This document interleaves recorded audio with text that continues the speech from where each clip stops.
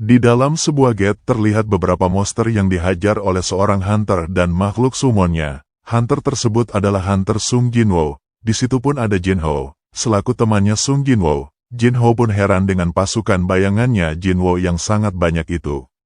Jinho pun bertanya, mereka ini apa? Sung Jinwoo pun berkata dalam hati, ini kan pertama kalinya Jinho melihatnya. Dan Sung Jinwoo berkata kepada Jinho, mereka ini adalah skillku. Jinho pun berteriak, kamu bisa mensummon mereka semuanya? Sung Jinwoo pun berkata, agak susah untuk dijelaskannya. Lanjut Sung Jinwoo, karena mereka bisa dapat berburu untukku dan mereka juga bisa menjalankan tugas yang lainnya. Karena ada mereka, Jinho pun tidak bisa dapat pekerjaan yang lain, seperti mengumpulkan kristal dan lain-lain. Sung Jinwoo pun hanya berkata dalam hati, dia lucu juga. Jinho pun merasa terbebani dan tidak ada guna baginya di dalam gate tersebut. Jinwoo pun berkata dalam hati, dengan menyelesaikan gate hari ini, raid dengan Jinho pun selesai besok, dan kita lihat situ pasukan bayangannya Sung Jinwoo memberikan kristal ke Jinho dan Jinho hanya pasrah dan mengucap terima kasih ke pasukan bayangannya. Keesokan harinya, perjanjian menyelesaikan 19 raid dengan Jinho pun selesai. Dan di sebuah tempat, lebih tepatnya di timur Amerika Serikat. Di dalam sebuah dungeon rank A terlihat seorang laki-laki yang ketakutan, karena melihat sesuatu.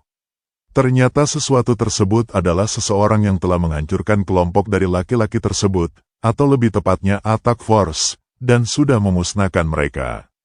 Ternyata dia adalah monster tipe manusia. Laki-laki yang masih selamat itu pun berkata, sejak awal tidak ada monster di dalam dungeon tersebut.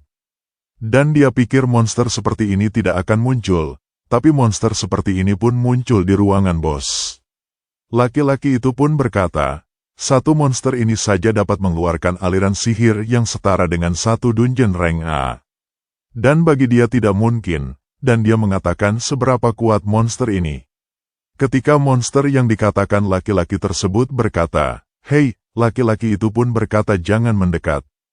Monster tersebut pun berkata, telingaku sedang sakit. Dia berkata lagi, tenanglah aku tidak akan membunuh mereka, dan mereka yang sudah terkepar itu, dia hanya mengatakan mereka hanya pingsan saja. Ternyata monster tersebut adalah manusia, dan dia sedang dihajar oleh mereka makanya itu dia pun membela diri dan menghajar mereka balik. Manusia yang dianggap oleh laki-laki tersebut adalah monster yang sebenarnya ternyata adalah manusia. Dia berasal dari Korea dan sepertinya dia sedang terjebak di dalam dungeon. Dan laki-laki dari Korea itu berkata, sepertinya orang Amerika ini tidak mengerti apa yang aku katakan. Dia berkata lagi dia hanya ingin pulang saja. Berlanjut di suatu tempat yang lebih tepatnya di restoran. Di restoran tersebut, terlihat Sung Jinwoo dan Jinho sedang menikmati makanan, yang sebelumnya mereka telah menyelesaikan 19 raid sekaligus. Dan Jinho meminta maaf karena dia tidak bisa mengajaknya di tempat yang lebih mewah untuk Sung Jinwoo setelah raid mereka. Sung Jinwoo hanya berkata tidak, malahan Sung Jinwoo lebih khawatir karena tempat ini lebih tidak cocok untuk tuan muda yang kaya yaitu Jinho. Dan Sung Jinwoo pun berkata lagi, setelah ini apa rencanamu, setelah menyelesaikan raid ini?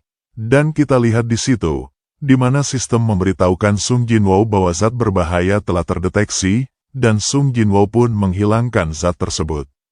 Rencananya Jinho adalah ingin mendapatkan lisensinya, setelah dia mendapatkan lisensi Guild Masternya, yang ujiannya langsung dari Asosiasi Hunter, dan setelah itu dia akan bertemu dengan ayahnya dan membicarakan tentang bisnis ini.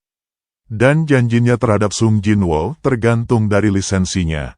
Sung Jinwoo pun berkata dalam hatinya, lumayan bagiku karena mendapatkan bangunan yang harganya sampai 30 miliar. Tapi tujuan dari Sung Jinwoo adalah untuk menaikkan levelnya. Karena baginya, bangunan tersebut hanyalah bonus. Sung Jinwoo pun berkata lagi, karena tujuannya sudah tercapai. Jadi, baginya tidak perlu berkeliaran lebih lama lagi. Dan terlihat papan sistem yang memperlihatkan level Sung Jinwoo sudah sampai level 61. Dia pun sudah mendapatkan kunci dari gerbang Istana Iblis yang dia ingin memasukinya dengan suatu tujuan. Dia pun ingin menghilang sementara karena ingin masuk di tempat tersebut, yang dimana tempat tersebut harus dia kunjunginya. Jinho pun bertanya di Sung Jinwo. Bagi Jinho apakah dia itu pengganggu untuknya? Jika iya tolong katakan, karena dia tidak ingin mengganggu Sung Jinwo lagi. Sung Jinwo berkata dalam hati, apakah dia salah paham lagi? Sung Jinwo pun bertanya balik, aku ini apa bagimu? Jinho menjawab, dia punya kakak yang umurnya 10 tahun yang lebih tua darinya. Dan dia tidak menyukainya, sehingga mereka tidak pernah menghabiskan waktu bersama-sama sebagai keluarga. Sung Jinwo pun hanya terdiam. Dia pun melanjutkan lagi. Baginya Hyung Nim atau Sung Jinwo yang telah menyelamatkan hidupnya dan yang telah menyelesaikan masalah-masalahnya. Jadi bagi dia Hyung Nim adalah saudara baginya daripada kakaknya sendiri. Jadi bagi yang tidak tahu, Hyung Nim adalah kakak laki-laki dan Nu Nim adalah kakak perempuan. Sung Jinwo pun hanya terdiam mendengar Jinho mengatakan seperti itu. Sung Jinwo mengatakan, kalau kau anggap aku seperti itu, maka kau aku anggap seperti adikku. Jinho hanya menangis mendengar Sung Jinwo mengatakan seperti itu. Jinho pun ingin memeluk Sung Jinwo, tapi Sung Jinwo mengira dia ini sedang mabuk jadi bertingkah yang aneh. Jinho hanya menangis dan berkata dia tidak pernah dibuat seperti ini. Jadi Jinho baru pertama kali dikatakan seperti ini jadi dia pun salting berat sampai menangis.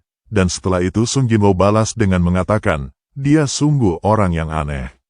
Dan terdengar di TV berita tentang terjadinya kecelakaan karena pelatihan hunter anggota baru. Ternyata berita di TV adalah kejadian di mana Raid Gate sebelumnya yang telah dimasuki oleh Sung Jinwo dan Song Yi terjadi kekeliruan, karena yang selamat hanyalah hunter tingkat rendah saja, dan yang korban itu hunter tingkat atas. Chapter ini sudah tayang, jadi yang ingin nonton silahkan. Baik Hyung pun menjawab dari pertanyaan wartawan. Dia menjawab, hasil dari investigasi dari asosiasi sudah selesai, dan dia mengatakan bahwa kejadian di dalam dungeon tersebut adalah murni kecelakaan dan tidak ada orang lain atau pihak dari luar yang terlibat. Sung Jinwo pun berkata dalam hati, pihak dari luar. Dan wartawan pun bertanya kepada Baik Hyung tentang kenapa mereka tidak bisa interview dengan si korban yang selamat, yaitu Sung Jinwo dan 3 lainnya yang selamat. Sung Jinwo pun berkata dalam hati lagi, bukannya itu aku ya? Baik Hyung menjawab, itu saja jawabanku. Terlihat di suatu tempat, di sebuah gedung Guild Harimau Putih. Di situ terlihat Baik Hyung sedang membicarakan soal wartawan, yang banyak melemparkan pertanyaan-pertanyaan kepadanya. Dan ada panggilan dari stafnya yang mengatakan Byung-gu ingin menyambung telepon dan ingin berbicara dengannya. Baik Hyung pun menjawab, hubungkan saja. Di dalam teleponnya, Byung-gu memarahinya karena telepon darinya dia matikan. Dan Baik Hyung menjawab bahwa dia bersembunyi dari kejaran-kejaran wartawan. Baik Hyung pun bertanya kepada Byung-gu, apakah kau ada di Jepang? Namun dicandain balik oleh Byung-gu tentang Baik Hyung terlihat keren di TV. Dan Baik Hyung membalasnya dengan mengucapkan jangan menggoda dia karena dia sedang tidak mood bercanda. Byung-gu mentakan ada berita besar yang akan datang. Baik Hyung pun bertanya berita apa. Dan Baik Hyung mengira dia di Jepang. Byung-gu mengatakan bahwa negara Jepang memanggil hunter Korea sekitar minggu kemarin, dan dia memastikan ada masalah besar yang akan terjadi. Setelah itu berita ini akan rame di Korea nanti. Baik Hyung pun bertanya-tanya kenapa Jepang memanggil hunter dari Korea, dan apa yang mereka minta. Byung-gu menjawab bahwa mereka akan minta kerjasama dengan hunter Korea yang mempunyai pengalaman di raid Pulau Jeju. Baik Hyung pun kaget tentang itu. Dan Baik Hyung pun menyuruhnya menceritakan yang lebih detail tentang hal itu. Byung-gu pun melanjutkan ceritanya, bahwa Gate Rank S yang pernah terbuka di Pulau Jeju 4 tahun yang lalu. Dia melanjutkannya lagi, dan setelah itu mereka melakukan operasi di Pulau Jeju itu sampai kegagalan 3 kali, sehingga pemerintah pun menyerah atas Pulau Jeju tersebut. Meski setelah dari 4 tahun pun Pulau Jeju itu masih dipenuhi oleh para semut-semut tersebut. Dan dia melanjutkannya lagi, karena hal itu, mereka berdua pun memiliki pengalaman yang hampir mati di Pulau Jeju tersebut. Baik Hyung pun berkata, bagi Pulau Jeju itu adalah mimpi buruk bagi dirinya. Byung-gu melanjutkan bahwa dia rasa semut-semut itu sudah mutasi atau bisa dibilang perubahan fisik, perilaku dan lain-lain. Dan Baek Hyung pun kaget, sehingga dia mengatakan itu tidak apa-apa, yang penting mereka tidak keluar dari pulau tersebut dan mereka abaikan saja para semut-semut tersebut. Dan yang ditakutkan oleh Baek Hyung pun terjadi, karena para semut itu bisa terbang dan semut itu ditemukan mayatnya di pinggir pantai Jepang. Makanya dari itu Jepang takut sehingga mereka memanggil hunter dari Korea tersebut. Terlihat satu semut yang sudah mati dan ditemukan di pinggir pantai Jepang tersebut. Baek Hyung pun berkata, para bajingan itu sudah berevolusi di bentuk yang sangat menakutkan dan berbahaya.